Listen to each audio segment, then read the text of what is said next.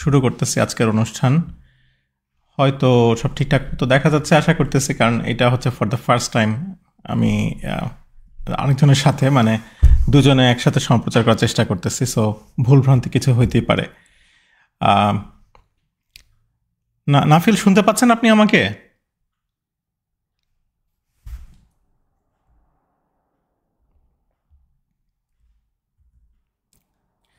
নাফিল, আপনি শুনতে পাচ্ছেন?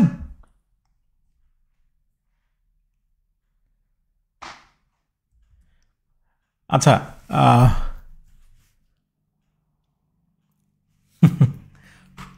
হ্যাঁ হ্যাঁ হ্যাঁ হ্যাঁ, শুনতে পাচ্ছি কথা আপনার। আচ্ছা, তো সবাইকে হ্যালো আর কি। তো আমরা আসলে জাস্ট মনে হলো যে এমনি কথাবার্তা বলি, তো কথাবার্তার মধ্যে কিছু মানে আসলে কারো কোনো কাজে লাগে এরকম কোনো কথাবার্তা যদি কোনো দিন একটু বলা যায়, খুব একটা খারাপ হয় না আর কি। আচ্ছা, আপনার কথা আসতেছে না কেন?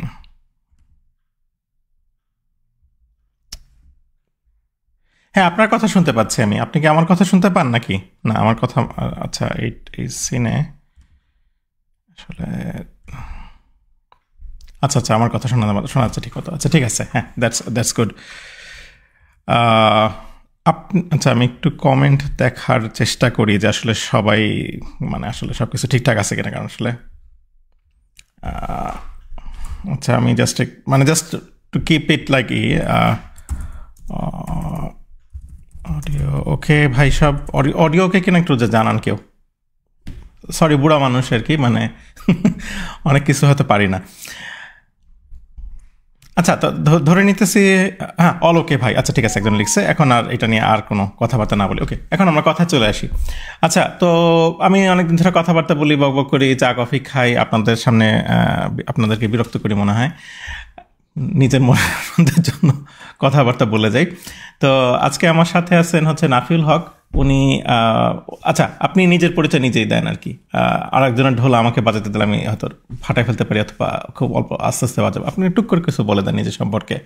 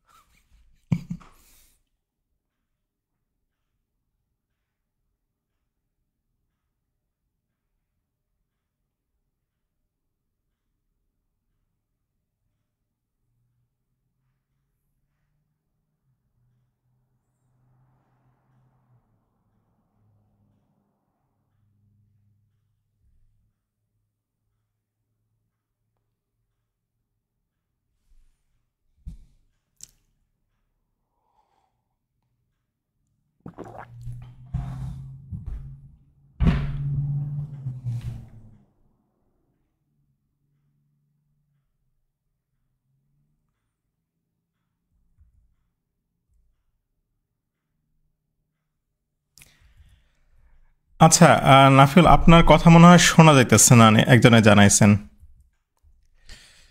আহ, হ গতকালকে এত প্র্যাকটিস করলাম, এখন আবার কি হইলো? মাইক অক্স, আচ্ছা মাইক, আচ্ছা আচ্ছা, আপনার অডিওটা আসে নাই। Sorry sorry sorry. Let me add you ভাই, একটু একটু দাঁড়ান, হ্যাঁ।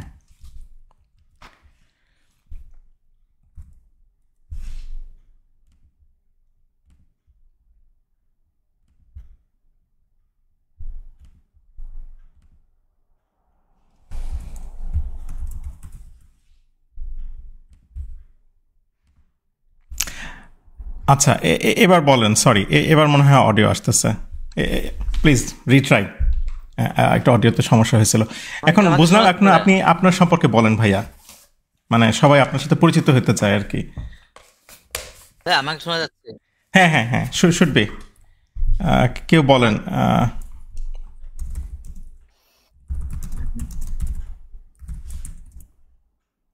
হ্যাঁ, আচ্ছা, এখন দুজনের কথাই শুনতে পাইতেছে আর কি। হ্যাঁ, মানুষজন কনফার্ম করছেন আর কি। হ্যাঁ, পিপল ক্যান হিয়ার আস। বলেন ভাইয়া, এখন আপনার সম্পর্কে বলেন, সবাই আপনার সাথে পরিচিত আমাকে হওয়ার এক জন্য। মিনিট নেই তো, 1 মিনিট হচ্ছে আমার সাথে বড় আমার এটা তো ইকো হচ্ছে। এটার কারণ হচ্ছে আপনার ওখানে বোধহয় লুপ লুপ আছে আর কি, আপনি যেহেতু অডিওতে আছেন এই জন্য আর কি শুড বি গুড। ওকে, সমস্যা নেই। তো ভাই, আমার সবচেয়ে বড় পরিচয় হচ্ছে আমি আসিফ ভাইয়ের খুব বড় একজন ফ্যান। তো আহ, আহ, বিশেষ কথা ধৈর্যের বড় ফ্যান, ঠিক আছে? মানে উনি এত ধৈর্য সহকারে মানুষের সব কোশ্চেনে অ্যান্সার দেয়, তখন থেকে আসলে আমি আসিফ ভাইকে আসলে উম, একটু ফলো করার চেষ্টা করি। তো আর আসিফ ভাই গত 2 মাস ধরে মনে হয় একটা প্রোগ্রাম করতেছেন, কফি কথা। তো যেখানে উনি 1 কাপ কফি নিয়ে বসেন, এবং ওইখানে হচ্ছে যে উনি নর্মাল কথাবার্তা বলে। তো আমি হচ্ছে আম, ওইটা সবাইকে কয়েকজনকে দেখিয়েছি যে দেখেন একটা মানুষ এটা কফি নিয়ে কি সুন্দর কথা বলতে। তো এরপর থেকে আমি আপনাকে যে এটা বললাম যে আমরা একটা কিছু একসাথে করতে পারি, সেখান থেকে আসলে এটা নিয়ে আসা। আর আমার পরিচয় হচ্ছে আমি এলএসইউ থেকে পড়াশোনা শেষ করেছি 2016 সালে। তারপর আমি লুইজিয়ানাতেই একটা সিভিল ইঞ্জিনিয়ারিং কোম্পানিতে জব করি। এই আমার সংক্ষিপ্ত পরিচয়। আর আমার রিসেন্টলি একটা বাবু হয়েছে, তো আমি এখন বলতে পারেন যে একটা ওয়ান্ডারফুল টাইম পার করতেছি, সেটাই। তো এখন আসি আমরা যে মানে যে জন্য ভাইয়া এই জিনিসটাকে লঞ্চ করতে চাওয়ার চেষ্টা করতেছিলাম, যে যে আসলে বিভিন্ন গ্রুপ, এটা আপনি আরো ভালো বলতে পারবেন, কিন্তু আমাদের যে চিন্তা ভাবনাটা ছিল যে ইউএসএ তে অনেকগুলো স্টেট আছে, 50টা। তো অনেস্টলি আমি যখন 2010 সালে ইউএসএ আসি, আমি নিজেই লুইজিয়ানা চিনতাম না। আমি যখন জিআরই সেন্টারে আমার টাকা দিতে যাই, আমি বলছিলাম যে লুইসিয়ানা স্টেট ইউনিভার্সিটিতে যাইতে চাই, তো এইটা একটু পে করে দেন। তো তারা তখন বলছিল লুইসিয়ানা নামে তো কিছু নাই। তো পরে আসলে আমি বুঝলাম যে আচ্ছা, লুইজিয়ানা। তো এরকম বাংলাদেশ থেকে অনেকেই ইউএস আসতে চায়, এবং আসাটা এখন অনেক সোজা। কিন্তু অনেকে স্টেট ভিত্তিক এই জিনিসগুলো জানে না, যে সাউথ ক্যারোলিনায় কি পরিমাণ কি ইউনিভার্সিটি গুলো আছে, বা ওইখানে লিভিং কস্টটা কিরকম, বা ওইখানে বাংলাদেশি কমিউনিটি কিরকম, ওইখানে আমাকে প্রফেসর যে ফান্ড দেয় সেটা কি আসলে এনাফ কি এনাফ না। এই জিনিসগুলোই আসলে অনেকের কোশ্চেন থাকে। তো এইটার জন্যই আমি আসলে আপনার সাথে যে যোগাযোগটা করি, যে আমরা যদি প্রত্যেকটা স্টেট নিয়ে আলাদা আলাদা করে কথা বলি, তাহলে যখন বাংলাদেশ থেকে যারা ফিউচার গ্র্যাজুয়েট স্টুডেন্ট, ওরা তাহলে একটা ভালো ডিসিশন নিতে পারবে যে কোনটা মানে কোন স্টেটে যাওয়া তার জন্য এখন থেকেই ভালো হবে, বা তাকে প্রফেসর যে ফান্ড দেয় সেটা কি এনাফ কিনা, বা ওইখানে যে ডিপার্টমেন্টে সে আসলে ফোকাস করতেছে তার রিসার্চ নিয়ে, সেটা কি তার সাথে অ্যালাইন হয় কিনা।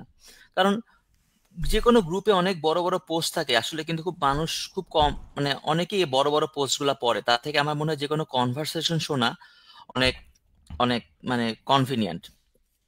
তো যেহেতু আপনি সাউথ ক্যারোলাইনা থেকে ভাইয়া, এই জন্য আপনাকে বললাম আপনি সাউথ ক্যারোলাইনা ফার্স্টে শুরু করেন।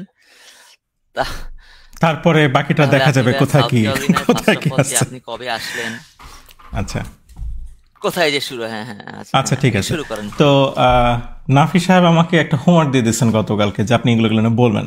এটা ভালো, কারণ স্ট্রাকচার কিছু না থাকলে আমি হারায় যাই আর কি। তো একদম সোজাসুজি পয়েন্টে চলে যাই আর কি। তো আজকের স্টেটের নাম হচ্ছে, মানে ওই ব্যানারে যেটা লেখা ছিল আজকের স্টেট ছিল হচ্ছে সাউথ ক্যারোলাইনা। তো সাউথ ক্যারোলাইনায় হচ্ছে মোটামুটি 2টা ইউনিভার্সিটিতে বাংলাদেশিরা আসে। এর মানে এই না যে ওখানে 2টা ইউনিভার্সিটি আছে, কিন্তু আরও ছোটোখাটো মাঝারি সাইজের ইউনিভার্সিটি আছে, কিন্তু ফান্ড সহ পড়াশোনা করতে আসেন বাঙালিরা মোটামুটি হচ্ছে 2টো ইউনিভার্সিটি। একটা হচ্ছে ইউনিভার্সিটি অফ সাউথ ক্যারোলাইনা, আর একটা হচ্ছে ক্লেমসন ইউনিভার্সিটি। তো ইউনিভার্সিটি অফ সাউথ ক্যারোলাইনা সম্পর্কে আগেই বলে নেই, ওইটা সম্পর্কে আমি কম জানি কারণ আমি ওটাতে পড়ি নাই। আমি ওখানে ক্রিকেট খেলতে গেছিলাম, ক্রিকেট টিমের সাথে গেছিলাম, ক্রিকেট খেলতে গেছিলাম বললে মিথ্যা কথা বলা হয়ে যাবে। আমাকে 12th ম্যান নিয়েছিল কিন্তু মাঠে নামায় নাই, তো হাইডে আসছিলাম। Anyway, long story short, but ওইটার সম্পর্কে আমি বলার আগে আমি ক্লেমসন সম্পর্কে বলি আর কি, যেটা ভালো মতো জানি কেন তার মানে। আচ্ছা, তো ক্লেমসনের ভালো ভালো দিকগুলা বলি এবং তারপর নটসো ভালো ভালো দিকগুলা বলি। প্রথমত বলি, ক্লেমসন জায়গাটা অসাধারণ সুন্দর লাগছে আমার কাছে। আমি যখন আসছি আমিও 2010 সালে আসছিলাম, তো আমার কাছে মনে হয়েছে এটা একটা সিলেটের মতো একটা সুন্দর জায়গা, খুবই সুন্দর পাহাড়ি জায়গা এবং খুবই মানে লেক টেক পাহাড় টাহাড় মিলায় খুবই চমৎকার একটা জায়গা। সো প্রাকৃতিক সৌন্দর্য ইজ লাইক মাইন্ড ব্লোয়িং। এখন বলতে পারেন যে ভাই পাহাড় আছে গাছ আছে এগুলো দেখে, কিন্তু আসলেই খুব সুন্দর সুন্দর জায়গা আছে, প্রচুর পরিমাণে লেক আছে ওইখানে, এত বেশি ওয়াটারফল আছে, মানে প্রত্যেক উইকেন্ডে মানুষজনের সাথে মিলেমিশে ওয়াটারফল দেখে দেখে আসলে এত এত ওয়াটারফল দেখছি। আর কেউ আসলে আমি ওখানে চারম বলে একটা ওয়াটারফল ছিল, এটাকে ওখানে নিয়ে যেতাম। অনেক ভালো, ঠিক আছে, প্রাকৃতিক সৌন্দর্য অনেক ভালো এবং মানুষ পিসফুল আর কি, ওখানে খুব রাশ নাই। সো আপনারা হচ্ছে আমার কথা হচ্ছে যে আমাদের বাংলাদেশে বসে নাটক সিনেমা দেখে হলিউডের মুভি টুভি দেখে যে এই ধারণা হয় আমেরিকা সম্পর্কে, এটা ওরকম না। এটা অনেকটা মানে ডিফারেন্ট ধরনের জায়গা, মানুষজনের একটু লেড ব্যাক ধরনের আর কি। রাস্তাঘাটে গাড়ির চাইতে দেখা যাবে যে পিক আপ ট্রাক বেশি, এরকম আর কি। হ্যাঁ, তো এটা গেল হচ্ছে এলাকা। আচ্ছা, এরপরে আসি হচ্ছে ইউনিভার্সিটির। শিওর শিওর শিওর, আমাকে ট্র্যাকে রাখেন আর কি। খাইছে রে, না না, টোটাল পপুলেশন জানি না, তবে ইউনিভার্সিটির স্টুডেন্ট বডি অনেক বাড়ছে আগের চেয়ে। এটা একটা খুব রেলেভেন্ট একটা পয়েন্ট আর কি। আগে হচ্ছে আমি যখন আসছি তখন হচ্ছে বছরে ওরা 3000 ইনটেক করতো, 2010 সালের কথা বলতেছে। এরপর ইউনিভার্সিটির প্রেসিডেন্ট চেঞ্জ হওয়ার পরে উনি ইউনিভার্সিটিকে exponentially kind of like grow করছেন আর কি। এক্সপোনেনশিয়ালি গ্রো করার কারণে যেটা হয়েছে যে আপনার প্রচণ্ড রকম মানে বাড়ি ভাড়া বেড়ে গেছে আর কি। তো আমি একজনের সাথে কথা বললাম যে গতকালকেই আর কি, যেহেতু নাফি আমাকে হোমওয়ার্ক দিচ্ছে, আমি ভালো খাইছে বাড়ি ভাড়া কীরকম জানার জন্য আমি একজনের সাথে যোগাযোগ করলাম। তো সে যেটা বললো যে ইউনিভার্সিটির মানে এনরোলমেন্ট অনেক বেড়েছে, এনরোলমেন্ট বাড়ার পাশাপাশি যেটা হয়েছে যে বাড়ি ভাড়া অনেক বেড়ে গেছে, এবং এইটা নাকি ওয়াল স্ট্রিট জার্নালে আসছে যে এইখানকার হাউস রেন্ট ইনফ্লেশন দেশের মধ্যে ওয়ান অফ দ্য হাইয়েস্ট। তাই বললাম না এটা হয় নাকি, পরে আসলে গুগল করে দেখি কথা সত্য, আসলেই তাই হয়েছে, খুবই বাড়ি ভাড়া বেড়ে গেছে। বাড়ি ভাড়ার কথা যখন আসলাম, তো এখানে মোটামুটি 1 বেডরুম হচ্ছে 1000-এর কাছাকাছি যায়, আগে আরেকটু কমে পাওয়া যেত আর কি। এবং এই আর আমি মানে গতকালকে সার্চ করে দেখেছি যে অনেক ছাত্ররা হচ্ছে সিঙ্গেল রুমে থাকে, যেটা হচ্ছে লাইক 3 বেডরুমের অ্যাপার্টমেন্টে আপনার হচ্ছে 3জন 3টাতে থাকে আর কি। তারপর বা 4 বেডরুমের এরকম, তারপর দেখা যায় ইউটিলিটি করা। তো অনেক কোম্পানি এভাবে রুম ধরে ধরে ভাড়া দেয় আর কি। মানে এটা হচ্ছে আপনি রুমমেট নিয়ে ভাড়া নিচ্ছেন এরকম না, মানে হচ্ছে ওই অ্যাপার্টমেন্ট ম্যানেজমেন্ট কোম্পানি পার রুমে ভাড়া দিচ্ছে এরকম করে করে। তো যেগুলো আগে আপনার 2020-এর আশেপাশে যেগুলো 450 বা এরকম ছিল, সেগুলো হয়ে গেছে 650, যেগুলো 600 ছিল ওগুলো 800 হয়ে গেছে। সো এই গ্রোথটা অনেক বেশি আর কি। তো এইটা নিয়ে আর কি অনেক ওখানকার লেখাটাকা পড়লাম। আচ্ছা, তাহলে কি বলে ফেললাম হচ্ছে বাড়ি ভাড়া। এখন কিছু মানে অ্যাপ্লিকেশনের সম্পর্কে কিছু বলি। আমি যেটা যতদূর জানি শেষ পর্যন্ত, সেটা হচ্ছে ক্লেমসনে এখন বাংলাদেশি স্টুডেন্টদের থেকে অ্যাপ্লিকেশন ফি নেয় না, এবং এটা একটা ভালো দিক। আপনারা যেহেতু প্রথম দিকে অ্যাপ্লিকেশন করতে হচ্ছে, তো অ্যাপ্লিকেশন করার সময় আপনার কিছু টাকা বেঁচে গেল, তাই না? আপনাকে অ্যাপ্লিকেশনের জন্য টাকা দিতে হলো না। আর এখন স্টুডেন্ট বডি অনেক বড়, আপনারা শুনলে হাসবেন। আমি যখন 2010-এ আসছি তখন আমরা 6-7 জন স্টুডেন্ট ছিলাম, এখন সেটা বেড়ে 100-র উপরে চলে গেছে। অনেক বড় একটা কমিউনিটি হয়েছে। আগে সবাই মানে কমিউনিটির সবাই মিলে আসলে আমরা একটা ড্রয়িং রুমে বসে কথা বলতে পারতাম। আমরা 3জন ছিলাম ভাইয়া। আচ্ছা, তো এখন যেটা হয়েছে এটা খুব পজিটিভ দিক, তাই না? মানে এখন তার মানে হচ্ছে যে অনেক বেশি বেশি মানুষ আসতেছেন, সবাই জানেন। আচ্ছা, এখন তারা কোথায় আসতেছেন এটা আমি জানার চেষ্টা করি। ক্লেমসনে আমি যখন আসছি তখন বাংলাদেশে না মূলত 2টা ডিপার্টমেন্টে আসতেন, একটা হচ্ছে সিভিল ইঞ্জিনিয়ারিংয়ে এবং একটা হচ্ছে ইলেকট্রিক্যালে 2-1 জন। মানে আমি ছিলাম বোধহয় তখন মানে সেকেন্ড ছিলাম আর কি, মানে সমসাময়িক সেম টাইমে আর কি। সিভিলে অনেকে ছিলেন আর কি। তো আমি সিভিলে সবার সাথে ঘোরাঘুরি করতাম, কারণ হচ্ছে এখানে একটা ছোট একটা মজার কথা বলে রাখি। সিভিলের শুরুটা হয়েছিল একজন ভাইয়ের ইয়েতে, মানে উনি এত ভালো পারফর্ম করছিলেন, তো তার কমিটি লোকেরা বলছিল বাংলাদেশের স্টুডেন্টরা তো খুবই ভালো, তোমার কি বাংলাদেশি স্টুডেন্ট আছে পরিচিত?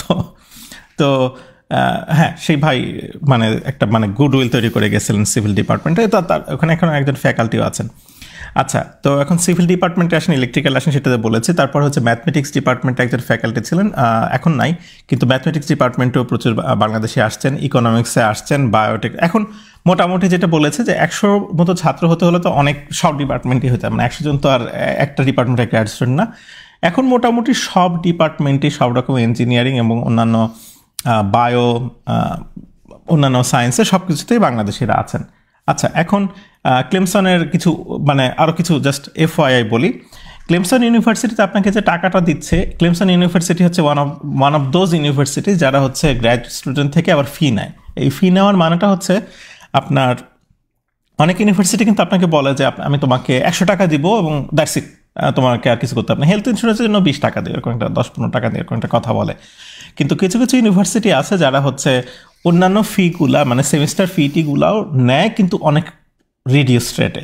সো আমি যখন ছিলাম তখন ক্লেমসনে আমাকে মানে আমার পাওয়া বেতন থেকে 3,500 টাকা আবার ফেরত দিয়ে দিতে হতো, মানে একবার হচ্ছে হেলথ ইন্স্যুরেন্স শুধু আমার জন্য হইলেও, তো একবার মানে 1700 করে 3,500 দিয়ে দিতে। এখন লেটেস্ট যেটা শুনলাম যে ইউনিভার্সিটি এই ব্যাপারটাতে মানে হেলথ ইন্স্যুরেন্স বা অন্যান্য সাবসিডিতে মানে ভালো ইনভেস্ট করার কারণে 2,500 টাকার মতো দিতে হতো। এটা একটা ইম্পর্টেন্ট ভাইটাল ইনফরমেশন যে আপনি যদি কোনো অ্যাসিস্ট্যান্টশিপ পান তো ওইখান থেকে মোটামুটি আপনার বছরে 2,500 টাকা আপনার আবার মানে ইউনিভার্সিটি কেটে নেবে। তো এটার সুবিধা হচ্ছে আপনাকে আপফ্রন্ট দিতে হয় না প্রতি বছর, প্রথমবার একটু বোধহয় একটু এনরোলমেন্ট করতে হয় ইত্যাদি। আপনার প্রতি পেচেক থেকে 250-240 এরকম একটা টাকার মতো কেটে কেটে আপনাকে মানে it will make it easy for you, মানে আপনি বেতন পাবেন ওখান থেকে কাটা যাবে। তো সাধারণত অ্যাভারেজ বেতন এখন ক্লেমসনে আমি মানে জাস্ট অ্যাভারেজ বলতেছি। বছর মানে কি আপনি 12 মাস বলতেছেন 9 মাস বলতেছেন? আচ্ছা, বছর মানে হচ্ছে আসলে 9 মাস, সামার হলে সেটা হিসাব আলাদা।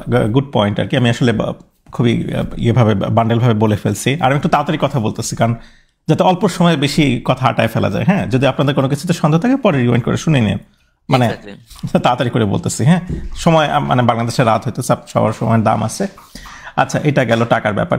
তো অ্যাভারেজ বেতন কত হয় এখন? অ্যাভারেজ বেতনের যেটা বললাম যে আসলে ডিপার্টমেন্ট কোনো তাল ঠিক নাই, এক এক department they can pay you differently. Civil department, electrical department ভিন্ন টাকা দিতে পারে, বায়ো ডিপার্টমেন্ট ভিন্ন টাকা দিতে পারে, ফিজিক্স কেমিস্ট্রি আরও বেশি টাকা দিতে পারে। এগুলো মানে আপস অ্যান্ড ডাউন আছে এবং এটা হচ্ছে আপনার প্রফেসর উপর নির্ভর করতেছে। সাধারণত টিএ রেটগুলো কাছাকাছি হয়, স্টিল টিএ এর মধ্যেও অনেক কম বেশি ছিল। যেমন আমি যখন ইলেকট্রিক্যাল টিএ করতাম আমাকে অনেক কম টাকা দেওয়া হতো, পরে ওটা তারা স্কেল বদলাইছেন ইত্যাদি। তো ওটা ডিপার্টমেন্ট ভ্যারি করে। আবার আর্কিটেকচার একটু কম ধরনের ফান্ড আসে। আমি ক্লেমসনে আর্কিটেকচার ডিপার্টমেন্টের ফান্ড একজনের সাথে যোগাযোগ করেছিলেন এক সময়। তো ওদের ফান্ড হচ্ছে পেমেন্টটা একটু কম হয়। সো ওভারঅল কথা হচ্ছে যে আমরা আসলে বাংলাদেশে সব কিছুকে একটা ইউনিফর্ম বাকেটে চিন্তা করি যে সব কিছু একটা বাকেটের মধ্যে থাকবে, সব কিছু এরকম না। আসলে প্রচুর মানে নন ইউনিফর্মিটি আছে ডিপার্টমেন্ট মানে সব কিছু তাদের মতো করে হচ্ছে চলে। আচ্ছা, এইটা গেল। আর এইটা গেল হচ্ছে টাকা। হ্যাঁ, শিওর বলেন। ওই আপনার আমার এলএসইউ এর কম্পিউটার বা ইলেকট্রিক্যাল যেরকম করে সেটা হচ্ছে প্রথম বছর আপনার ফান্ডটা রাখে টিএতে, মানে ডিপার্টমেন্ট ফান্ড দেবে। আর প্রথম বছরের পর তাকে আরে খুঁজে বের করতে হবে বা কোনো প্রফেসরের সাথে মানে আপনার লাইন আপ হইতে হবে। কিন্তু ক্লেমসনে কি প্রথম থেকে এরকম যে প্রথম থেকে আপনার আরে, নাকি প্রথম 1 বছর টিএ এরপর আরে? আপনি ইলেকট্রিক্যাল ডিপার্টমেন্টেই বলেন। আচ্ছা, হ্যাঁ, খুব ভালো প্রশ্ন। যেটা হয়েছে যে এইটার আসলে ওইরকম আপনার ধরা বাঁধা নিয়ম নাই, মানে এটা হচ্ছে বেশিরভাগ ক্ষেত্রে যেটা চলে সেটা হচ্ছে যে যেভাবে আসে। তো দেখা যাচ্ছে যে অনেকে আপনার প্রথমেই আসতেছেন হচ্ছে টিএ নিয়ে আসতেছেন। আমি আসলে মানে অলমোস্ট পুরা লাইফই টিএ এর মতো ছিলাম আর কি।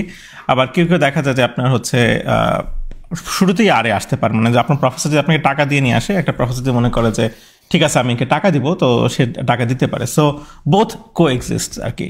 আর সাধারণত প্রথম ইনিশিয়াল টিএ কন্ট্রাক্ট দেওয়া হয় ডিপার্টমেন্ট থেকে, যেটা মানে ওটা হচ্ছে সরাসরি দেওয়া হয় যে 3 বছর। তো আমি আসলে প্রথম 3 বছর এরকম টিএ কন্ট্রাক্টে ছিলাম। সো এটা হচ্ছে ওদের ইউজুয়াল স্টাইল। আর ক্লেমসন ইলেকট্রিক্যাল ডিপার্টমেন্টটা ভালো ব্যাপার ছিল, এখন আমি জানি আছে কিনা, সেটা হচ্ছে যে ওরা আসলে চেষ্টা করে ম্যাক্সিমাম স্টুডেন্টকে ফান্ডেড রাখার।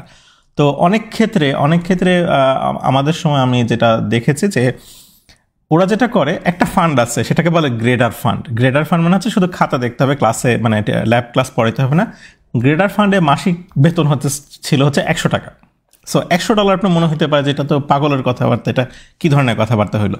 কিন্তু এই গ্রেডার ফান্ড দেওয়ার কারণে যেটা হয় যে একজনের টিউশন ফি দিতে হয়তো আপনার ধরেন $8,000 $10,000, সেখানে এই গ্রেডার ফান্ডটাকে দেওয়ার কারণে সে হয়তো মাসে $100 পাইতেছে, কিন্তু তার ওই সেমিস্টার ফি 10,000 টাকার জায়গায় তার হয়ে যাচ্ছে 1,200 টাকা। সো এইভাবে করে আমি যখন ছিলাম ওই সময়টায় তারা প্রচুর স্টুডেন্টকে ফান্ড দেওয়ার চেষ্টা করতো আর কি। মানে ওরা চেষ্টা করতো যে আচ্ছা ঠিক আছে এবার মানে, এবং যেটা হতো যে অনেকে সেলফ ফান্ডে পড়তে এসে মানে ক্লেমসনে এভাবে করে অনেকে ফান্ড পাইতো আর কি। আমি দেখতাম যে মানে আমাদের পার্শ্ববর্তী দেশগুলো থেকে যারা পড়তে এসেছে তারা হচ্ছে এরকম নিজের টাকায় পড়তে আসছে, তো 1 সেমিস্টার পরে বা প্রথম সেমিস্টারে অনেক সময়, তবে এটা ইরেগুলার, এটা কোনো গ্যারান্টি নেই। এবং এটা মজার ফান্ড ব্যাপার হইতেছে আপনাকে প্রথমে টাকা দিতে হবে। সো স্টুডেন্ট প্রথমে 8,000 টাকা দিত, 2 সপ্তাহ পরে তাকে বলতো ও আচ্ছা তুমি তো গ্রেডার ফান্ড পাইছো, তোমাকে টাকা ব্যাক করে দিচ্ছি, তুমি আমাকে 1,000 টাকা দাও। সো এরকম প্রচুর ফান্ড সাধারণত ইলেকট্রিক্যাল ডিপার্টমেন্ট দেওয়ার চেষ্টা করে। তো যেটা হচ্ছে যে আর্থিকভাবে ওটা খুব বড় না, সো ওদের তিনটা টিয়ারের ফান্ড ছিল, আমি যেটা বলি, একটা হচ্ছে টিএ আর একটা হচ্ছে গ্রেডার। তো ওই গ্রেডার ফান্ড হচ্ছে আপনার এরকম যে ওরা হচ্ছে আপনার সেলফ ফান্ডে আসা স্টুডেন্টদেরকে ওরা কিছুটা হেল্প করার চেষ্টা করে, কিন্তু এটা আপনাকে আপ ফ্রন্ট বলবেন। আপনি বাংলাদেশে বসে আপনি বলতে পারবেন না যে আচ্ছা আমাকে তো গ্রেডার ফান্ড দিয়ে দেন এখনই। তো ওগুলো কোনো কিছু হাতে রাখতো আর কি। আচ্ছা, এই ব্যাপারটা গেল কিছু। আচ্ছা, আমি একটু ছোট ব্রিদার নেই, কিছু কিছু প্রশ্ন আমি দেখতেছি। নাফি, আপনার জন্য প্রশ্ন আছে যে আপনার সিভিল ইঞ্জিনিয়ারিং কোন ইয়ে থেকে আসছেন আর কি, আপনার ফোকাস কোন দিকটা?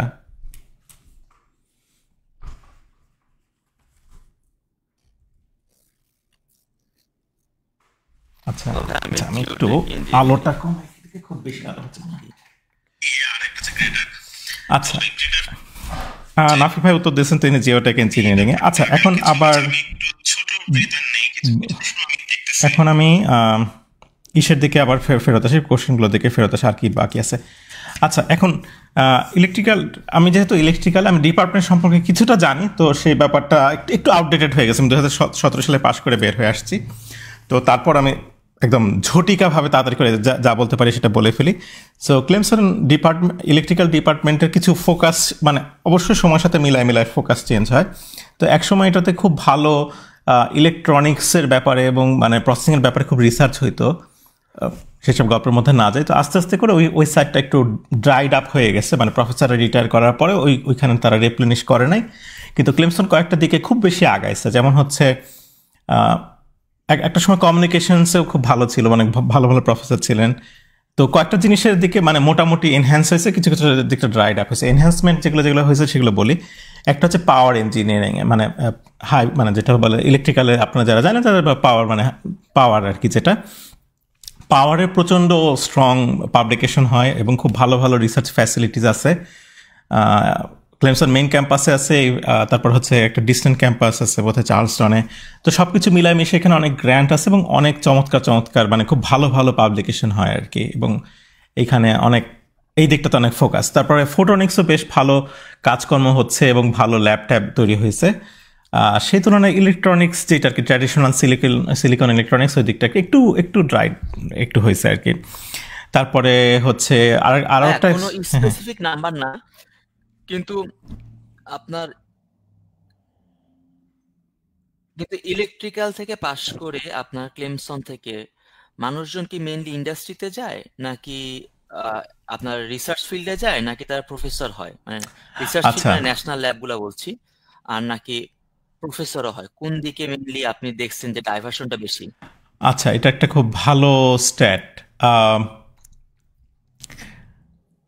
আচ্ছা, আপনার প্রশ্নের উত্তরটা বলি। প্রথমত হচ্ছে যে আসলে সত্যি কথা বলি, আমেরিকাতে মানে এটা বোধহয় আপনারা সবাই জানেন যে আপনার হচ্ছে যে আপনি যদি ইউনিভার্সিটির ফ্যাকাল্টি লিস্ট খেয়াল করেন কোনো ইউনিভার্সিটিতে, আপনি খেয়াল করবেন যে টপ 15 বা 20 থেকে অনেক বেশি ফ্যাকাল্টি আসে। মানে আমি যেটা উল্টাভাবে বলি, আপনি যদি ধরেন 90 থেকে 70 পর্যন্ত ইউনিভার্সিটিগুলার আপনি ফ্যাকাল্টি লিস্ট দেখেন, ওইখানে গিয়ে আপনি দেখবেন যে টপ 15 থেকে প্রচুর পরিমাণে ছাত্র ওইখানে গেছেন আর কি। মানে আমার কথাটা হয়তো পরিষ্কার বুঝতে পারতেছি না, মানে টপ 15 যেখানে থাকেন তাদের মধ্যে দেখা যায় যে ফ্যাকাল্টি হওয়ার প্রবণতা বেশি, তারা হচ্ছে বিভিন্ন জায়গায় পড়ান। তার মানে কি বাকি জায়গাকে ফ্যাকাল্টি হন না, 70-80 থেকে পড়ে মানুষ ফ্যাকাল্টি হন, কিন্তু সংখ্যাটা কিছুটা কম। সেটাই বলতেছে আর কি। আপনি দেখবেন যে ফ্যাকাল্টিদের মধ্যে দেখা যাবে যে 50% আসছে টপ 15 থেকে আর কি, এরকম একটা কথা বললাম আর কি। তো ক্লেমসন থেকে পড়ে যে কেউ ফ্যাকাল্টি হয় না তা না, মানে ফ্যাকাল্টি হয় ছোট বড় নানা রকম জায়গায়। ইভেন ক্লেমসন থেকে পড়ে ক্লেমসনের ফ্যাকাল্টি ছিলেন এরকমও লোকজন আছে। তবে সাধারণত এখান থেকে ফ্যাকাল্টি হওয়ার সংখ্যা একটু কম, কারণ এটাতে আপনার যারা আসেন তারা মূলত হচ্ছে আমি দেখেছি বেশিরভাগই ইন্ডাস্ট্রির দিকে যান। আর ন্যাশনাল ল্যাবে কেউ যান, আমি এক সময় ন্যাশনাল ল্যাবে একটা কোলাবোরেশনে কাজ করতে আর্গন গিয়েছিলাম আর কি, কিন্তু অত পরিমাণে না, মানে অল্প কিছু আছে না ন্যাশনাল ল্যাবের ক্ষেত্রে।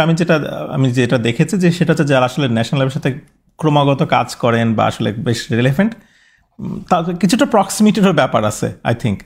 যদিও কাছাকাছি হচ্ছে ওক্রিজ আছে টেনেসিতে, ফোকাস এরিয়া ম্যাটার। সো আমার মানে গ্রস স্টেটমেন্ট হচ্ছে আমি যেটা দেখেছি যে এখান থেকে পাশ করে বেশিরভাগ লোকই আপনার ইন্ডাস্ট্রিতে গিয়েছে আর কি, মানে একাডেমিতে গিয়েছে এরকম আমি জানি। যেমন আমার একজন এক্স ল্যাবমেট গিয়েছেন, তারপরে হচ্ছে মানে আমি কয়েকজনকে জানি যারা ফ্যাকাল্টি হয়েছে, বাট টোটাল পপুলেশনের মানে টোটাল গ্র্যাড স্টুডেন্ট পপুলেশন হিসেবে যদি আমি বলি তাহলে এখান থেকে ফ্যাকাল্টি কম হয়েছেন আর কি। আবার একেবারেও কম হয় নাই, যেমন কিছু কিছু ইমার্জিং ফিল্ড ছিল, যেমন হচ্ছে আমি যখন সিভিলে দেখেছি, আমি ইলেকট্রিক্যালের কথা বলতেছিলাম এতক্ষণ ধরে, সিভিলে দেখেছি যে আসলে কয়েকজন বেশ ইমার্জিং ফিল্ডে কাজ করেছেন এবং বেশ কয়েকজন ফ্যাকাল্টিও হয়েছেন আর কি, এরকম আছে সিভিল ডিপার্টমেন্টে বেশ কয়েকজনকে আমি যাদেরকে সমসাময়িক ছিলাম তাদের মধ্যে বেশ কয়েকজন এখানে ফ্যাকাল্টি হয়েছেন, কারণ তারা বেশ মানে কাটিং এজ একটা যেটা হচ্ছে সিভিল ইঞ্জিনিয়ারিং খুব ভালো ইন্টেলিজেন্ট ট্রান্সপোর্ট বলে মনে হয়, আমি জানি না, এইসব দিকে কাজ করে তারা ওইদিকে গেছেন আর কি।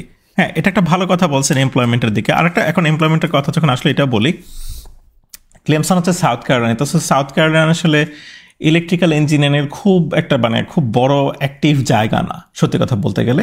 সো এইখানে আসলে যারা পাস করেন বেশিরভাগ গ্র্যাজুয়েট এখানে কাজ করেন না, কিছু এক্সেপশন আছে, এখানে ফ্লোরের কিছু কাজ হয়, তারপর কেমেট বলে একটা ক্যাপাসিটার কোম্পানি আছে, তাদের কিছু গবেষণা আছে, কিন্তু ওভারঅল খুব বেশি পরিমাণে লোক আসলে ওইখানে কাজ করেন না। সো ওখানে একটা ইন্টেলও খোলা হয়েছিল সাউথ ক্যারোলাইনাতে, কিন্তু ওইটা ওরকমভাবে মানে ফ্লোরিশ করে নাই। তো ওভারঅল সবাই আসলে ওইখানে অতটা কাজ করে না আর কি, মানে সব মানুষকে একটু এদিক সেদিক চাকরি খুঁজেই নিতে হয়। যেমন আমি যে ল্যাব থেকে বের হয়েছে তারা মানে অলমোস্ট কেউ ওখানে নাই, এবং আমি আসলে জানি না খুব বেশি লোক ওখানে আছে কিনা, খুব অল্প কিছু কাজকর্মর জায়গা আছে আর কি। একেবারে মানে আমি শূন্য বলতেছি না, কিন্তু ওই রকমভাবে ইন্টারন্যাশনাল লোকজনকে নিয়ে কাজ করানোর মতো অত বেশি জায়গা ওখানে আসলে নাই। তবে কিছু কিছু এক্সেপশন বলতে পারি, যেমন কাছাকাছি আটলান্টা আছে, আটলান্টা মানে ক্লেমসন থেকে প্রায় 2 ঘন্টার মতো, কাছাকাছি শহরই বলা হয় এটা আমেরিকান হিসেবে। তো ওইখানে কিন্তু বেশ এখন আমি যত জানি যে সফটওয়্যার ইন্ডাস্ট্রি বেশ ভালো বুমিং, সো অনেকে আটলান্টাতে কিন্তু কাজকর্ম করেন। সো ওভারঅল কথা বলতেছি যে আপনাকে হয়তো most of the time out of state কাজকর্ম খুঁজে নিতে হবে। তো এটার পয়েন্ট হইতেছে যে ক্লেমসনে আইসা আমার মনে হচ্ছিল যে হ্যাঁ এখানে থাকতে পারলে ভালো হতো, স্টিল ভালো লাগে মনে হয় আমার কাছে, কিন্তু আসলে জীবন জীবিকার তাগিদে ওইখানে আসলে থাকা হয় না আর কি। আচ্ছা, আর আরও কিছু টুকটাক পরিচিত মানে মানে ইউনিভার্সিটি সম্পর্কে, আমরা যেহেতু এরকম ইউনিভার্সিটি হয়তো ফোকাস করতেছি, মানে এটা মানে আপনার কয়েকটা কোশ্চেন থাকতে পারে আর কি। হ্যাঁ, তো এই কোশ্চেনগুলো বলি যে যাতায়াত, যে কোনো জায়গায় যেতে হলে আপনার তো যাতায়াতের ব্যাপার হবে। তো ক্লেমসন টাউনে ক্যাট বাস বলে একটা সার্ভিস আছে, ক্লেমসন এরিয়া ট্রানজিট, আমরা যেহেতু সিএটি আমরা এটাকে বললাম বিলাই বাস বা বিল্লি বাস বলতাম অনেক সময় মজা করে। তো এটা ফ্রি, সো আপনাকে জাস্ট আপনি উঠবেন নামবেন, এটাতে করে ফ্রি বাসে আপনি আসা যাওয়া করতে পারবেন। মানে এটা এরকম না যে ওই কেউ উঠতেছে কাউকে টাকা মানে কাউকে টাকা দিতে হয় না আর কি। এবং আপনি এই বাস থেকে নেমে পাশের শহরের বাসে যদি ওঠেন আপনি পাস নিয়ে আর কি ফ্রি আসা যাওয়া করতে পারবেন। So that's nice. আচ্ছা, এখন এটার সুবিধা হচ্ছে যে আপনি মোটামুটি যদি বাস রুটে থাকেন তাহলে আপনি বাসে করে ক্যাম্পাসে গিয়ে, হ্যাঁ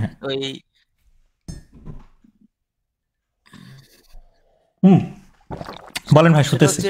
ওই নর্মালি গ্র্যাজুয়েট স্টুডেন্টরা যেখানে ক্লেমসনে থাকে ওইখান থেকে ইউনিভার্সিটির দূরত্বটা কিরকম?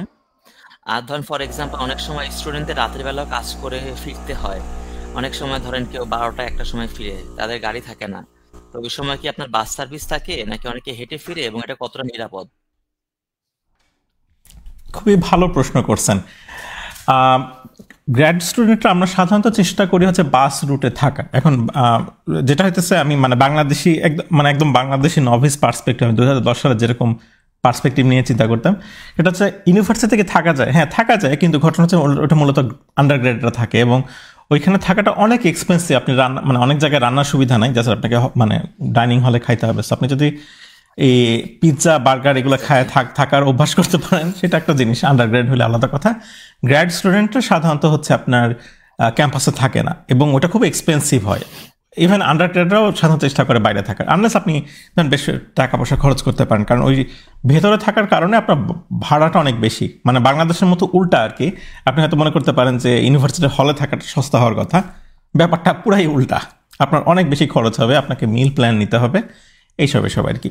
তো গ্র্যাড স্টুডেন্টরা এবং সাধারণ আমি এখন আন্ডার গ্র্যাডরাও বলি যে যেটা করেন তারা হচ্ছে একটু দূরে থাকেন আর কি, যেটা হচ্ছে বাস রুটে পড়ে। কিছু অ্যাপার্টমেন্ট আছে যেটা হচ্ছে ইউনিভার্সিটির পেরিফেরিতে, কিন্তু ইউনিভার্সিটির পেরিফেরি হইলে সেখানে বাড়ি ভাড়াও আবার বাড়ে অনেকখানি। আপনার বাড়ি ভাড়া মানে খুব বেশি বেড়ে যায় কি আপনি যদি হাঁটার ডিস্টেন্সে থাকতে চান। তো বাড়ি ভাড়াটা মোটামুটি এভাবে শুরু হয় যে আপনি যদি ইউনিভার্সিটি থেকে ধরেন বাসে 5 মিনিটের ডিস্টেন্সে থাকেন একরকম ভাড়া, আপনি যদি 10 মিনিট ডিস্টেন্সে থাকেন আর এক রকম ভাড়া, কারণ বাস হচ্ছে এরকম করে বিভিন্ন স্টপ করতে যায় আর কি। সো এরকম স্টপেজ অনুযায়ী একটু ভাড়া এদিক সেদিক হয়। প্লাস আপনার আরও অনেক ফ্যাক্টর আছে, যে হচ্ছে আপনার অ্যাপার্টমেন্টগুলো নতুন না পুরানো, সেখানে কবে কি হয়েছে টয়েছে, তারপর হচ্ছে সেখানকার লন্ড্রি ফ্যাসিলিটি কীরকম, আপনার ইউনিটের ভিতরে লন্ড্রি নাকি আপনার কমন লন্ড্রি, সো এরকম অনেক কিছু আছে। এখন নাফি যেটা বললেন যে বাসের কীরকম, তো বাস সার্ভিস হচ্ছে বেশ ভালো, মানে আধা ঘন্টা পর পর চলে এবং সকালে হচ্ছে বাফার বাস দেওয়া হয়, মানে একই সময় 2টা বাস আছে, কারণ নাহলে ছাত্র আটে না। ইনফ্যাক্ট এরকম আমার সাথে কয়েকবার হয়েছে যে বাস জন্য দাঁড়াইছে, বাসে নিতে পারে না, ঠাসাঠাসি করে ওঠানোর পরেও পরের বাসে উঠতে হয়েছে বা দৌড়াইতে হয়েছে ক্লাসের জন্য। তো যেটা হচ্ছে বাস সার্ভিস চলে রাত 3টা পর্যন্ত, এবং 3টা পর্যন্ত চলে যেটা, এবং আপনার হচ্ছে আমি অনেক সময় এরকম রাতে 12টা 12:30 বা লাস্ট বাসে ফিরে আসছি বা হেঁটেও ফিরে আসছি, যদি এটাকে রেকমেন্ড করা হয় না। এবং ইউনিভার্সিটির ভেতরে সুবিধার জন্য এরকম দেওয়া হয়। ধরেন আমার ইউনিভার্সিটির ভেতরে, এখন আমি একটা এক্সাম্পল দিই, ধরেন আপনি কাজ করেন ধরেন কলা ভবনে বা ধরেন কার্জন হলে, আপনাকে বাস ধরতে হবে শাহবাগে, তো ইউনিভার্সিটির ভেতরে একটা সার্ভিস আছে, ওটা আবার সবসময় চলে। আপনি ফোন করলে আপনাকে ওইখান থেকে নিয়ে দেন আপনাকে শাহবাগে বাসে ড্রপ করে, মানে একটা শাটল দিয়ে আপনাকে ওইখানে নামায় দেওয়া হবে যাতে আপনি বাস ধরতে পারেন। মানে ইউনিভার্সিটির যে কোনো জায়গা থেকে আপনাকে কালেক্ট করে আপনাকে রাত্রেবেলা ওরকম সন্ধ্যার পরে আপনি যদি ফোন করেন, ওরা আপনাকে তুলে নিয়ে আপনাকে বাস স্টপে নামাই দেবে এবং তারপর বাসে আপনি গেলেনি।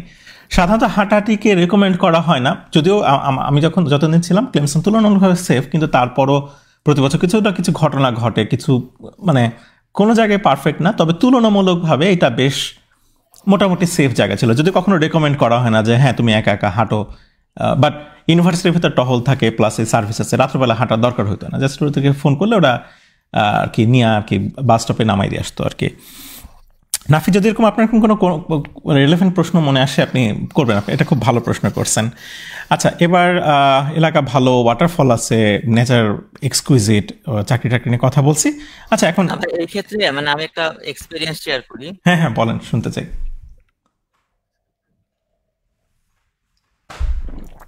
আমি যখন 2008-10 এলএসইউতে আসি, তো আসলে মানে ভয় দেখাবো না, তখন আসলে এলএসইউতে মানে খুব কয়েকটা বাজে ইনসিডেন্ট হয়েছিল। হ্যাঁ, মানে ক্রিমিনাল যেত, এই জন্য এরপর আপনার ওরা রিকমেন্ড করতো না,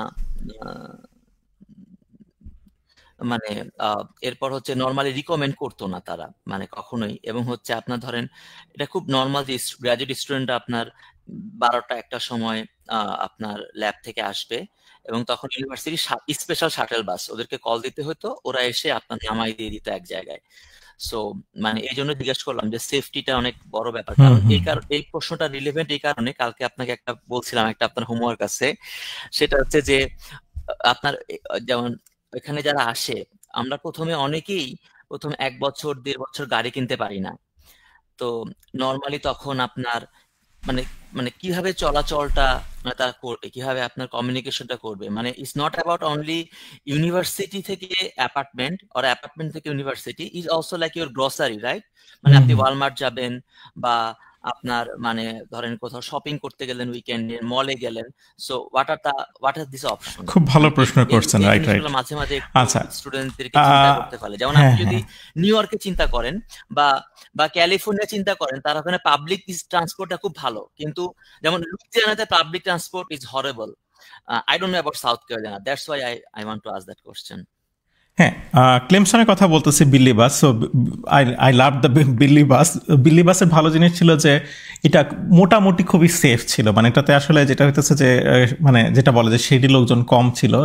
আর কারণ হচ্ছে যে আচ্ছা, এখানে একটা ইম্পর্টেন্ট প্রশ্ন, এখানে একটা ইম্পর্টেন্ট সিচুয়েশন আছে।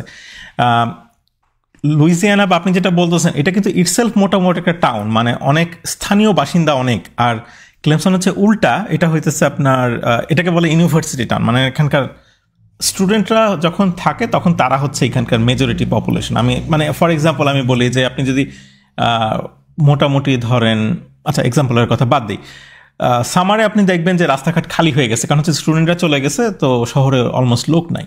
সো এই কারণে মোটামুটি public transport is like quite comfortable. আমি উঠছি, আমার ওয়াইফ এবং মানে যারা আছে ফিমেল স্টুডেন্ট বা যারা যারা আসছিল সবাই, মানে সব দেশে বেশিরভাগই ওঠানামা করছে। এবং বাসের মধ্যে বেশিরভাগ দেখা যাচ্ছে ইন্টারন্যাশনালরা চলাফেরা করে, কারণ হচ্ছে স্থানীয়রা অনেকেই ওই গাড়িটা নিয়ে এদিক সেদিকে যাওয়া আসা করে। বাট এখন আমি জানি না, এখন হয়তো সিচুয়েশন চেঞ্জ হয়েছে। এখন গাড়ির দরকারটা কীরকম, গাড়ি থাকলে সুবিধা হয় যদি, কিন্তু এটা আবার মাস্ট না। মানে আপনি যদি সিঙ্গেল একটা স্টুডেন্ট হন, এটা আপনি বাসে করে ওয়ালমার্ট যেতে পারবেন, বা আপনার অন্যান্য গ্রসারি আরও কয়েকটা স্টোর আছে সেগুলোতে, গ্রসারি চেইন আছে ওইখানকার, সেগুলোতে আপনি যেতে পারবেন। আপনি মোটামুটি অলমোস্ট সব জায়গাতেই বাস ধরে যেতে পারবেন। মানে হয়তো আপনাকে এখানে আবার লুপ আছে, আপনাকে হয়তো বাস চেঞ্জ করতে হইতে পারে। এখন আপনি যদি ডিস্টেন্ট কোনো জায়গায় যাওয়ার চেষ্টা করেন, আপনাকে হয়তো একটু বাস বদলাইতে হবে। কিন্তু আপনি যদি অ্যাবসোলুটলি চেষ্টা করেন, আপনি বাসে চলাফেরা করতে পারবেন। আর একটা জিনিস হচ্ছে যে আমরা যেটা মুভি টুভিতে দেখি যে হ্যাঁ বাসা থেকে উঠছে, গাড়িতে উঠছে, ইউনিভার্সিটি থেকে নামছে, ইউনিভার্সিটিতে পার্কিং প্রচণ্ড কঠিন। আর যেটা হয়েছে যে বিভিন্ন বিল্ডিং টিল্ডিং ওঠার কারণে পার্কিংয়ের অবস্থা আরও খারাপ হয়ে গেছে, পার্কিং লটগুলো ভরাট করে করে বিল্ডিং হয়েছে।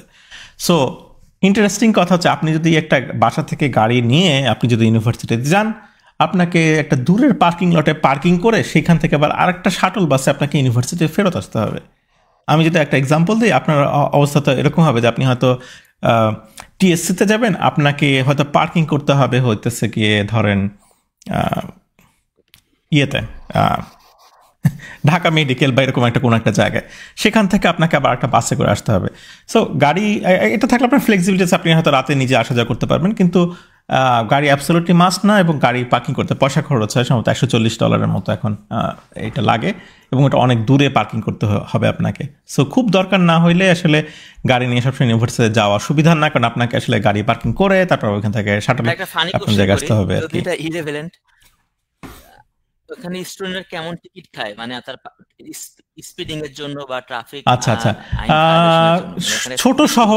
ছোট শহর রাস্তাঘাট একটু আঁকা বাঁকা, সো আসলে খুব মানে শহরের মধ্যে স্পিডিং টিকিট কেউ তেমন একটা খায় না। তবে কিছু কিছু আমেরিকা আবার কিছু কিছু জায়গা আছে, এটা সবাই জানে, সেটা হচ্ছে যে আপনি 55 চলতেছেন, হঠাৎ করে স্পিড লিমিট কমে যায়। তো শহরের মধ্যে এরকম মানে শহরে ঢোকার মুখে এরকম কয়েকটা জায়গা আছে, আমরা স্থানীয়রা জানতাম যে এইখানে এই ব্রিজের পরে স্পিড লিমিট কমে যাবে, সো শহরের ঢোকার মুখে। কিন্তু ইউনিভার্সিটিতে যেটা খাওয়া হয়তো সেটা হচ্ছে সবাই পার্কিং টিকিট খাইতো। এখানে একটু গাড়ি রেখে তাড়াতাড়ি করে এটা আনতে যাই, ফর্ম আনতে গেছি, প্রিন্ট করতে গেছি, প্রিন্টারে কাগজ আটকে গেছে, in the meantime ticket খেয়ে গেছে, এরকম ঘটনা আছে। তো মোটামুটি হচ্ছে আপনি যদি চান আপনি মোটামুটি গাড়ি ছাড়া চলতে পারবেন কিছুদিন। মানে যেটা হতেছে যে এখন মনে হয় গাড়ির কথাটা শেষ করি এক কথায় কথা হচ্ছে আপনি এসে পরের দিনে গাড়ি কিনতে হবে এরকম কিছু না। আপনার হয়তো শুরুর দিকে বাজারে একটু হেল্প লাগবে, কারণ আপনার প্রথম দিন হয়তো আপনাকে ম্যাসিভ পরিমাণে বাজার করতে হবে আর কি। আপনার হ্যান্ড ওয়াশ নাই, আপনার ভ্যাকুয়াম ক্লিনার নাই। সো ওই সময়টা আপনাকে কমিউনিটির কেউ না কেউ সাহায্য করবেন। Clemson community, hats off to you, খুব চমৎকার কমিউনিটি, খুবই হেল্পফুল। অনেক লোক আছেন তারা আপনাকে হেল্প করবেন আর কি। আচ্ছা, তাদের হেল্প আপনার লাগবে, এবং আই হোপ যে আপনি যখন আবার একটু স্বাবলম্বী হবেন নতুন করে আসলে you will carry it forward. আচ্ছা, এখন আরও কয়েকটা ইম্পর্টেন্ট প্রশ্ন যেগুলো আসে সেগুলোতে আসি। যে আপনার যদি হলুদ লাগে, মরিচ লাগে, এগুলো কোথায় পাবেন? এগুলো ছোটো ছোটো আকারে ওয়ালমার্টে বা অন্যান্য গ্রোসারি স্টোরে পাওয়া যায়। ক্লেমসন ইন্ডিয়ান দোকান নাই, as far as I remember, ওখানে ইন্ডিয়ান দোকান নাই, কিন্তু মোটামুটি চলনশীল গ্রসারি অন্যান্য দোকান আছে। সো আমরা ইন্ডিয়ান বাজার করতে হলে আপনাকে যেতে হবে গ্রিনভিল নামের একটা জায়গায়, যেটা মোটামুটি 48 মিনিট থেকে 50 মিনিটের মতো দূরে। তো আমরা যেটা করতাম সেটা হচ্ছে যে কেউ কোনো কারণে ওইদিকে গেলে তারা গ্রসারি করে আনতো, বা কেউ এয়ারপোর্টে যদি আটলান্টার দিকে কাউকে পিক আপ ড্রপ আপ করতে যেত, তখন আমরা আটলান্টার গ্রসারি তাকে করতে বলতাম। সো এটা আবার কমিউনিটি ভিত্তিতে চলতো, যে কেউ গেলে সে সবাইকে মোটামুটি পোল করে যে আমি যাচ্ছি, কারো লাগবে কিনা পরিচিত মধ্যে। তো আপনি একজনকে এনে দেবেন, আরেকজন আপনাকে এনে দিবে, তারপরে আনার পরে টাকা দিয়ে দিবেন। এটা একটা মানে ভালো নর্ম বোধহয় এটা বাংলাদেশি স্টুডেন্ট কমিউনিটির সব জায়গায় করে, যেখানে গ্রসারি ধারে কাছে নাই। শিকাগোর আশেপাশের লোকজন এটা করে, মানে শিকাগোতে না থাকলে তারা হয়তো দূর থেকে যায়, তখন তারা কিনে আনে। বাংলাদেশি বা আপনার ইন্ডিয়ান গ্রসারি বা আরব কোনো আপনার গ্রসারি দোকান আছে না? As far as I know ওইখানে, কারণ হচ্ছে স্টুডেন্টরা থাকে, সো এখানে ওই রকম অত পরিমাণে ব্রেক ইভেন করার মতো নাই। সো যেটা হলো গ্রিনভিল যাইতে হবে। গ্রিনভিল আবার একটা অদ্ভুত শহর, আমেরিকাতে 30টা গ্রিনভিল আছে, আমি গুনে একবার সার্চ করে দেখছিলাম। তো গ্রিনভিল সাউথ ক্যারোলাইনা যেটা, ওইখানে আমরা যেতাম, ওইখানে ইন্ডিয়ান গ্রসারি আছে, এবং ওখানে আপনার মাংস টাংস এগুলো অনেকে কিনে আনেন আর কি। তো ওইটাতে মাসে বা 2-3 সপ্তাহে কেউ যায়, কারণ ওইখানে গ্রিনভিল একটা এয়ারপোর্টও আছে, সো ওই এয়ারপোর্টে অনেকে আসেন। আর যাওয়া আসার কথা যেটা এয়ারপোর্টের নাম নিলাম, কাছাকাছি 2টা এয়ারপোর্ট আছে, একটা হচ্ছে জিএসপি আর একটা তো আটলান্টাই।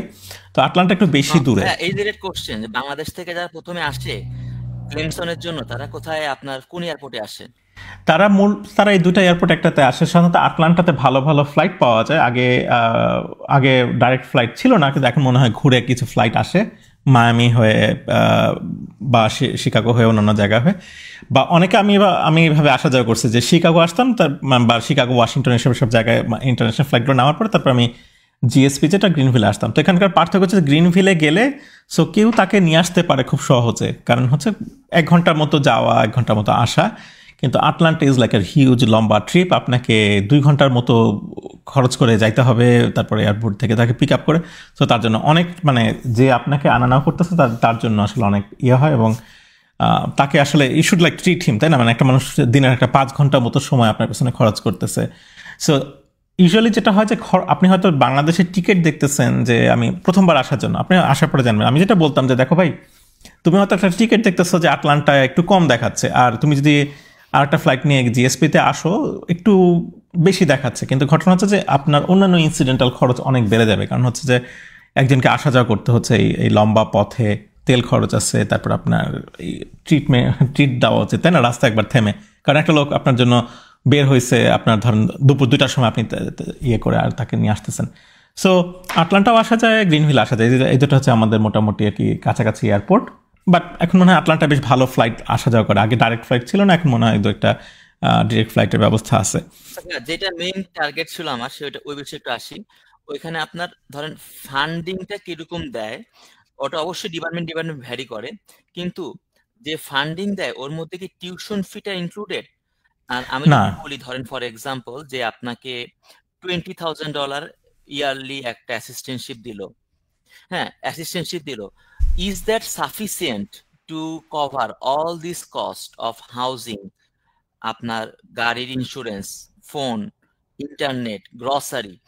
সো মানে আপনি কি মনে করেন মানে কত টাকার একটা অ্যাসিস্ট্যান্টশিপ পাইলে, মানে যদি আপনি চিন্তা করেন যে আপনার মেইন যে কস্ট গুলা হাউজিং, ফোন, গাড়ি, এগুলো কভার করা ইজ মোর দ্যান এনাফ?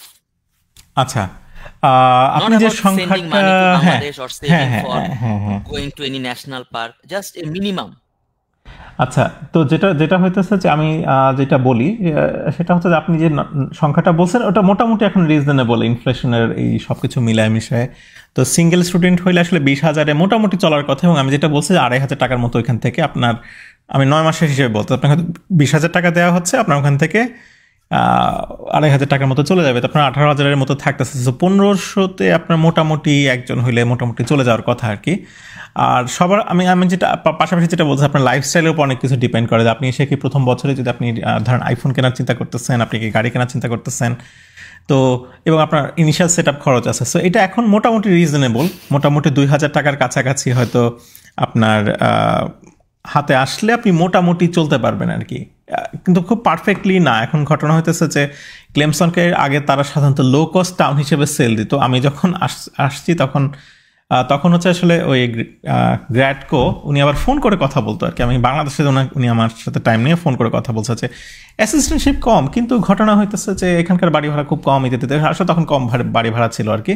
কিন্তু এখন ওই রকম লো কস্ট টাউন হিসেবে আমি জানি না তারা কতটা সেল দিতে পারে। এখন আমি যেটা জানি অ্যাসিস্ট্যান্টশিপও মোটামুটি ভালো বাড়ছে। ইটস নট লাইক যে আপনাকে লস অ্যাঞ্জেলসের মতো টাকা দিবে বা আপনাকে বার্কলের মতো টাকা দিবে, কারণ অত এক্সপেন্সিভ না, but still it got quite expensive আপনার বাড়ি ভাড়ার কারণে।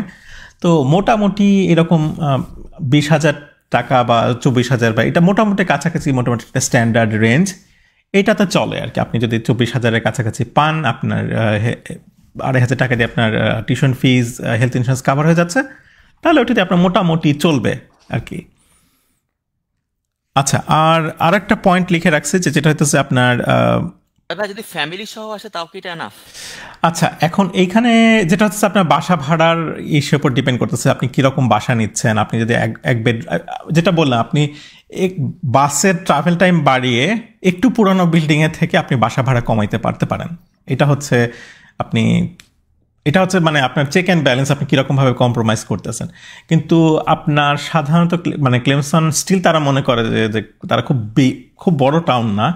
সো 24,000 বা 28,000 বা 30,000-এর উপরে আপনি অ্যাসিস্ট্যান্টশিপ হয়তো পাবেন না।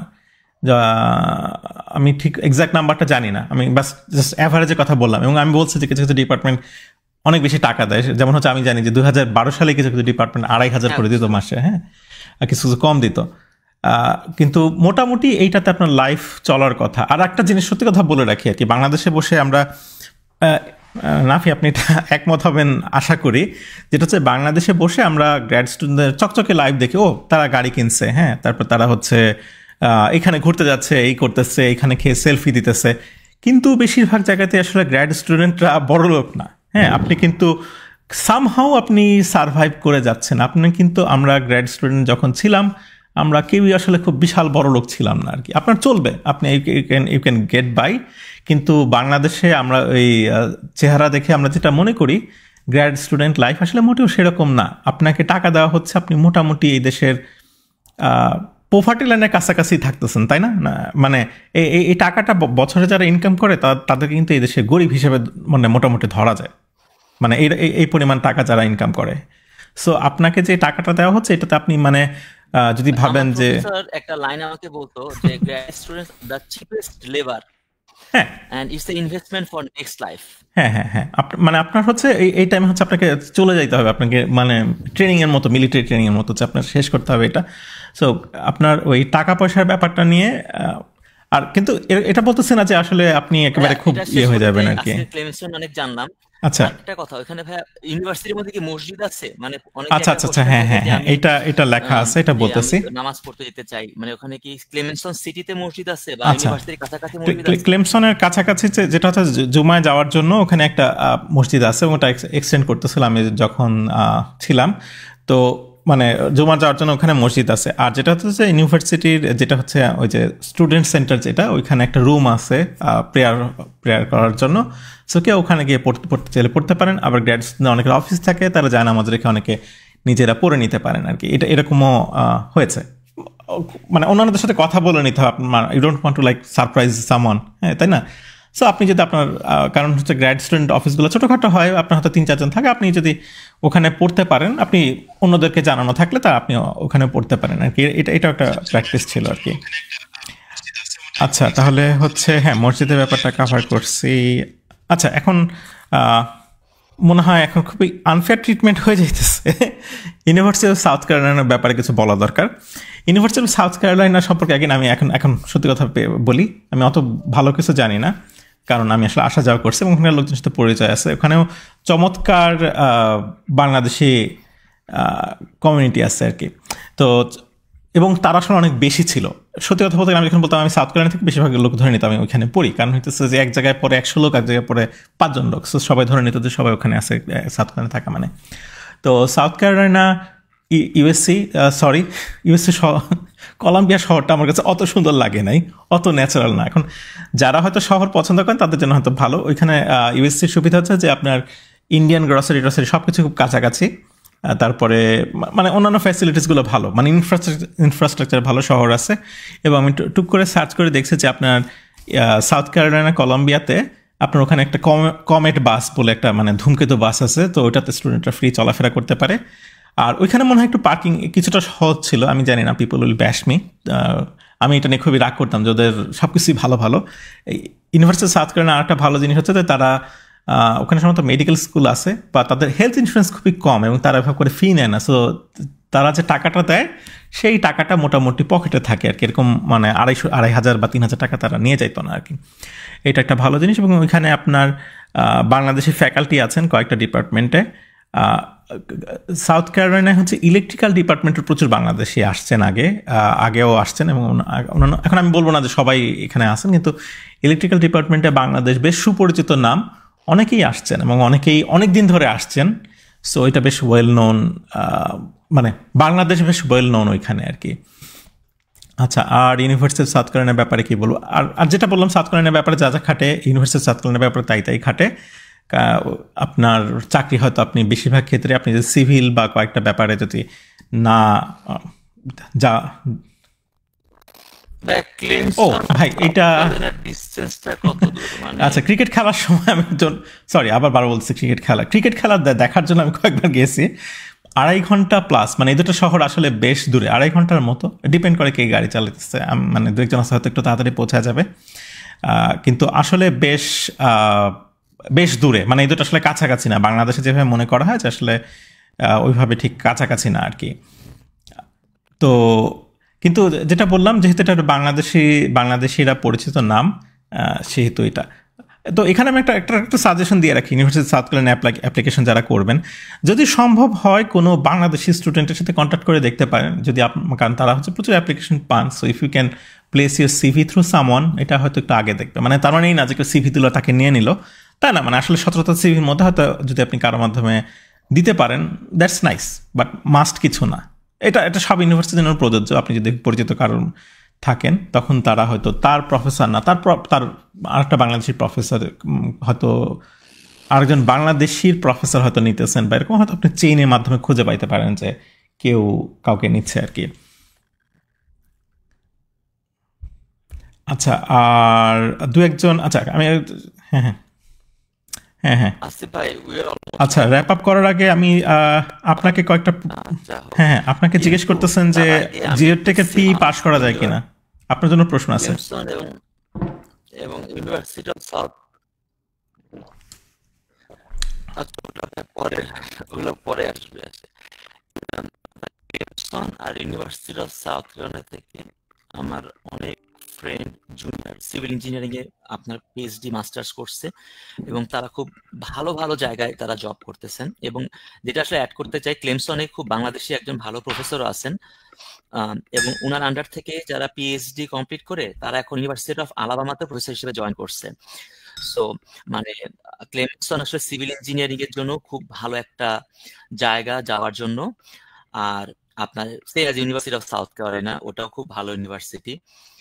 আর আরেকটা জিনিস, তো আপনার ইলেকট্রিক্যালের সাথে আমার মিলবে না, কিন্তু যেটা আসলে civil engineering can adjust anywhere.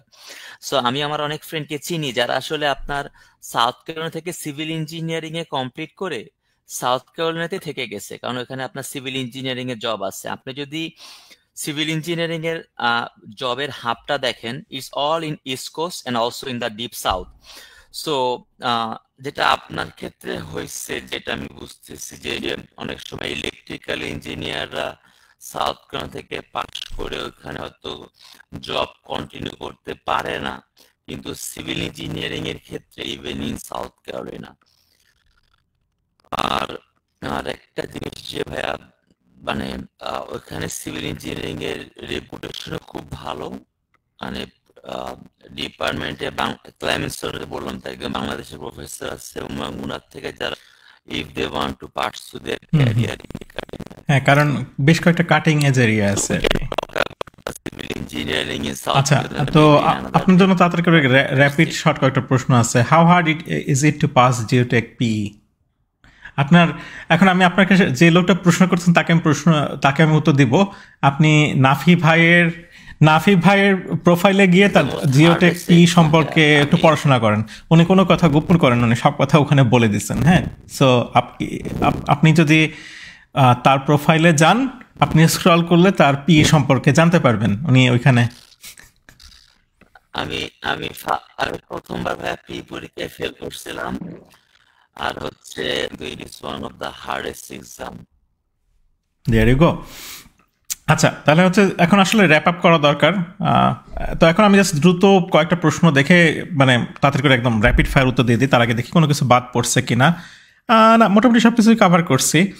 আচ্ছা, একজন বলতেছেন যে বাংলাদেশ প্রফেসরদের সাথে কন্ট্যাক্ট করার কোনো সুবিধা আছে কিনা। এখন যেটা হচ্ছে যে কোনো প্রফেসরের সাথে কন্ট্যাক্ট করতে পারেন, আপনার কোনো অসুবিধা নাই। আপনি যেহেতু বাংলাদেশি প্রফেসরের ফান্ড থাকতে হবে। এখন একজন বাংলাদেশি প্রফেসর, উনি হয়তো 2জন বা 3জন পিএইচডি নেবেন এক বছর। এখন আপনারা তো 500-600 লোক যদি ইমেল করেন, তার মধ্যে থেকে কয়েকজন লাকি হবেন, কিন্তু সবাই না। সো কন্ট্যাক্ট করতে দোষ নেই, ইউ ক্যান কন্ট্যাক্ট এনিওয়ান। মানে এখনো এ পর্যন্ত এটা কোনো অসুবিধা নেই, আপনি জাস্ট কন্ট্যাক্ট করেন। The worst thing can happen যে আপনাকে কেউ রিপ্লাই দিল না। আচ্ছা, আরেকজন বলছেন যে ফার্মেসি পিএইচডি ফান্ডিং কেমন, সেন্ট্রাল অ্যাপ্লাই? হ্যাঁ, যতটুকু জানি যে এগুলো সাধারণত সেন্ট্রালি অ্যাপ্লাই করা হয়, মানে বায়োসায়েন্সে অনেক জায়গাগুলো, এবং তারপর তারা রোটেশন করান। এটা আমি just top of the head বলতেছি।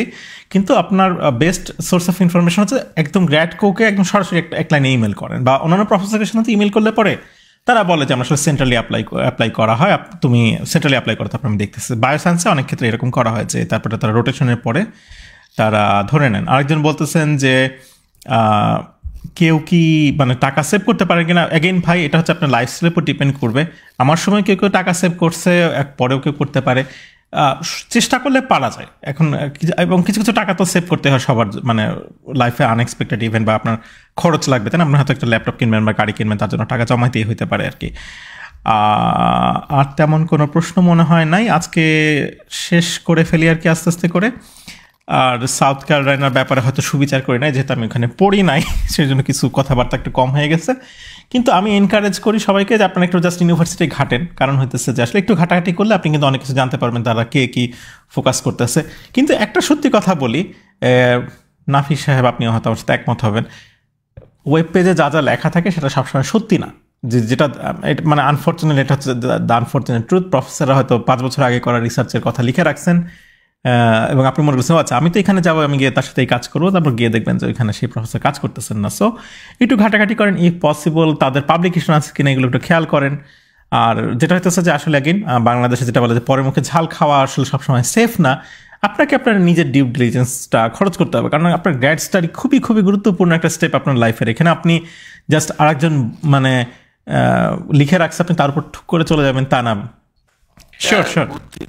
মানে এটা যদি কারো উপকার লাগে, আপনারা অনেক সময় গুগল স্কলার চেক করেন, এবং গুগল স্কলার যখন চেক করেন আপনারা সবাই ফার্স্টে দেখেন সাইটেশন, ও এই পেপারটা 350 সাইটেশন হয়েছে।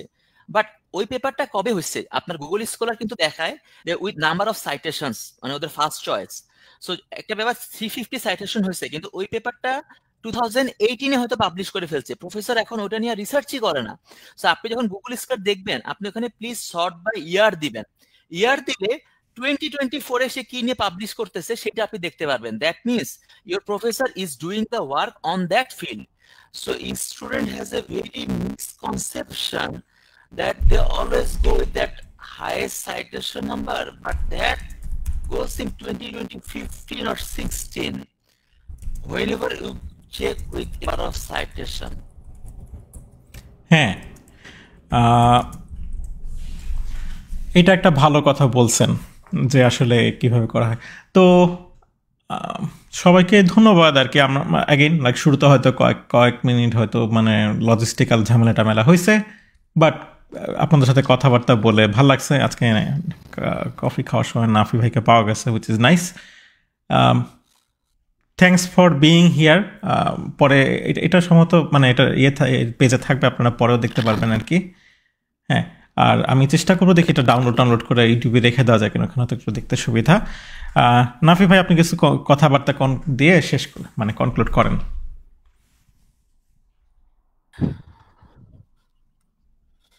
না, আর কোনো কথাবার্তা এখানে আসলে নাই। এটা আসলে মেইন যেটা আমার সাথে আসিফ ভাইয়ের প্রথম ডেট হচ্ছে সম্পূর্ণ ভলেন্টিয়ারি। এখানে কোনো অনেকে মানিটারাইজ বা এসব যে চিন্তা ভাবনা করেন এগুলা কিছুই না। এটা আসলে আমারও অলমোস্ট লাঞ্চ টাইম। সো এই জন্য ভাবলাম যে ভাইয়ের সাথে জাস্ট 1 ঘন্টা গল্প করবো, কারো যদি কোনো উপকার হয় দ্যাটস ফাইন। এখানে কোনো মানে কারো কেউ যদি চিন্তা করে এখানে আপনাদের স্বার্থ কি, এখানে কোনো স্বার্থ নাই। এখানে ফার্স্টে কোনো ফলোয়ার বাড়ানোর, ফ্রেন্ডস, এটা just have a cup of T with Asif ভাই। আচ্ছা, আর ইচ্ছা আছে এরকম আলাদা আলাদা 50টা স্টেট নিয়ে আলাদা কথা বলার, তাহলে বাংলাদেশ থেকে যারা আপনারা কনসেপশনটা গ্রো করবেন যে আমি কোথায় যাব, তাহলে যেন এটা তাদের হেল্প করে যে আচ্ছা তাহলে আমি সিভিল ইঞ্জিনিয়ারিং এ পড়তে যাই, তাহলে আমি হয়তো সাউথ ক্যারোলাইনা যেতে পারি, অথবা আমি মিশিগান যেতে পারি, অথবা আমি ভার্জিনিয়া যেতে পারি। মানে it will just add you another perception to choose your state or university. That's it. হ্যাঁ, সেটাই। এগেইন লাইক এই ভিডিও থেকে আমাকে আসলে কোনো টাকা টোকা দেয় না। টাকা টোকা দিলে আমি ডিসিশন এসে যেটা চ্যারিটিতে দিয়ে দেবো, বাট ভিডিও থেকে আমি আসলে এখনো কোনো টাকা টোকা পাই না। যেটা হইতেছে যে এটা আসলে ভাল লাগছে নাফি ভাইয়ের সাথে কথা বলা, মানে নাফব্রোর সাথে কথা বলা, এটা সৌভাগ্যের ব্যাপার। তো আপনারা সবাই ভালো থাকবেন, দোয়া রাখবেন আমাদের জন্য। আর সবাই স্টে ওয়েল, স্টে অসাম। আর আপনারা যেভাবে চেষ্টা করতেছেন, আমি যেটা বলি দেয়ার ইজ নো শর্টকাট। চেষ্টা করেন, লেগে থাকেন, আপনার চেষ্টার ফল মানে আপনার হয়তো গুড ফলাফল আসবে আর কি। আমাদের জন্য অ্যাগেইন দোয়া রাখবেন। সবাইকে ধন্যবাদ।